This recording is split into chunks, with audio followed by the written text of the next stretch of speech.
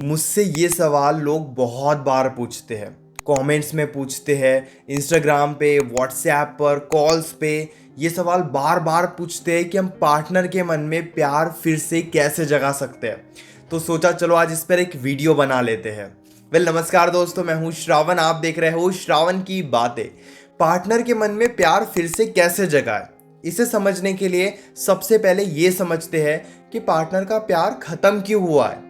Partner पहले आपकी care करता था, अभी नहीं करता है, तो रीजन क्या है, किस वजह से ये हुआ है। दो बातें हो सकती है। एक तो कुछ हुआ ही नहीं है, यानी कि टाइम के साथ ही उनका बिहेवियर चेंज हुआ। ना आपके बीच में कोई मिसअंडरस्टैंडिंग हुई, ना कोई फाइट हुई, ना ही कोई आर्ग्यूमेंट हुआ, ना ही आपकी गलती थी, ना ही उनकी गलती थी। समय के साथ ही उनका बिहेवियर चेंज हो गया।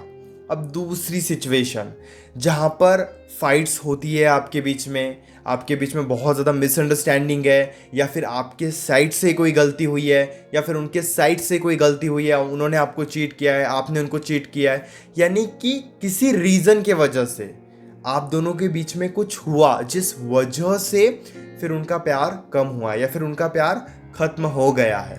अब दोनों ही सिचुएशन को आप ध्यान से समझने की कोशिश करो। अगर टाइम के वजह से बिना कुछ किए, बिना किसी गलती के प्यार खत्म हुआ है, तो इस सिचुएशन में आपको क्या करना चाहिए। इस सिचुएशन में आप बातें बहुत कम करो, लेकिन बातें बहुत ज़्यादा अच्छी करो।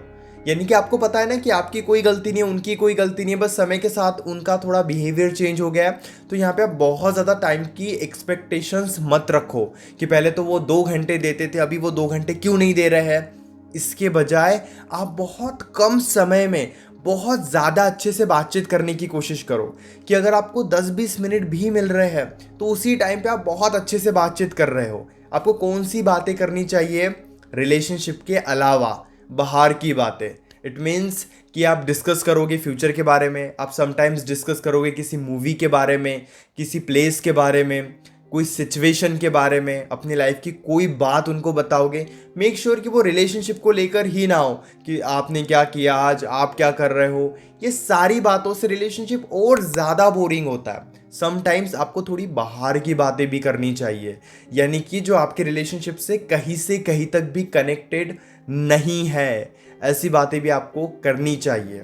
मतलब बात करते हैं कि उस सिचुएशन में हमें क्या करना चाहिए जब किसी रीजन के वजह से, किसी गलती के वजह से, किसी मिसअंडरस्टैंडिंग के वजह से, फाइट के वजह से प्यार कम हुआ है।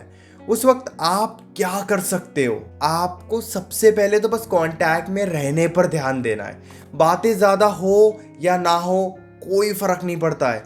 कुछ दिनों तक बस उनके कांटेक्ट में रहो, यानी कि बस गुड मॉर्निंग, गुड नाइट, कैसे हो, क्या हो, इतनी बातें भी अगर होती है तो इट्स इनफ, जिसे हम सॉफ्ट कांटेक्ट कहते हैं। जहां पर आप कोई बात डिस्कस नहीं करते हो, अपनी कोई गलती एक्सेप्ट नहीं करते हो, ना ही उन्हें कोई गलती उनकी बताते हो, ना ही कोई बात पर डिस्कस करते हो। बस कुछ दिनों तक सिचुएशन को शांत होने का मौका देते हो।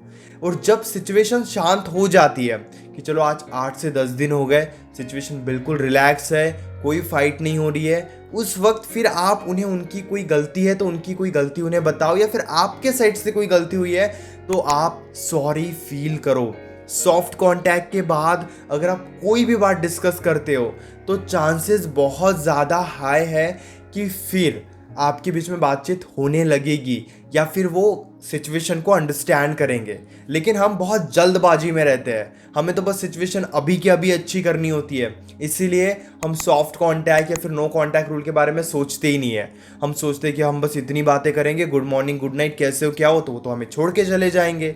अगर हम उन्हें कॉल मैसेज ही नहीं करेंगे तो वो तो हमसे बात ही नहीं करेंगे। ऐसा आपको नहीं सोचना है, क्योंकि अगर कोई मिसअंडरस्टैंडिंग है और उस वजह से वो आपसे दूर जा रहे हैं और उस वक्त आप उन्हें और ज़्यादा समझा रहे हो तो वो और ज़्यादा दूर जाएंगे। समझदारी क्या है, सॉफ्ट कांटेक्ट में रहो कि बस आप एक कांटेक्ट में हो, आपके बीच में फाइट नहीं हो रही है।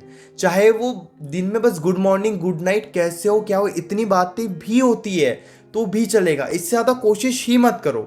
बस सॉफ्ट कांटेक्ट में कुछ दिनों तक रहो, 10 दिन, 15 दिन, जितनी सिचुएशन खराब उतना लंबा सॉफ्ट कांटेक्ट होना चाहिए। सिचुएशन बहुत ज़्यादा खराब है, ब्रेकअप तक बात आ गई है, तो फिर 10 से 15 दिनों तक सॉफ्ट कांटेक्ट में रहो।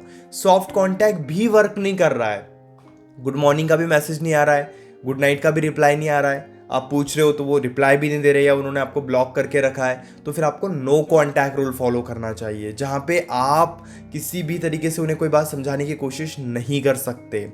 आपको करनी ही नहीं है, क्योंकि समझाओगे तो वो और दूर जाएंगे। मैंने ऑलरेडी नो कॉन्टैक्ट रूल पे काफ़ी वीडियोस बनाए हैं, मेरे इस चैनल पर भी और मेरे दूसरे चैनल स्काइल पर भी, तो आप वहाँ पर भी जाके नो कॉन्टैक्ट के बारे में सीख सकते हो कि सिचुएशन में नो कॉन्टैक्ट रूल क्या होता है। और सॉफ्ट कॉन्टैक्ट तो मैंने आपको बता ही दिया है कि जितनी कम बातें होकर आप कॉन्टैक्ट में रहोगे उतना ज़्यादा अच्छा रहेगा। मन में अभी भी कोई डाउट है तो डायरेक्टली आप कॉल पे मुझसे डिस्कस कर लीजिए। पेड कंसल्टेशन के लिए आप मुझे मैसेज कर सकते हो व्हाट्सएप पर 9834250097 इस नंबर पर। हमारे बीच में कॉल पर जो भी बातें होगी वो कंप्लीटली सेफ और प्राइवेट रहेगी, इसलिए प्राइवेसी की कोई टेंशन मत लीजिए। और हाँ, इंस्टाग्राम यूज़ करते हो तो इंस्टाग्राम पर भी मुझे फॉलो कर लीजिए। इसी तरीके के अमेजिंग वीडियोस देखने के लिए चैनल को भी ज़रूर सब्सक्राइब कर लीजिए।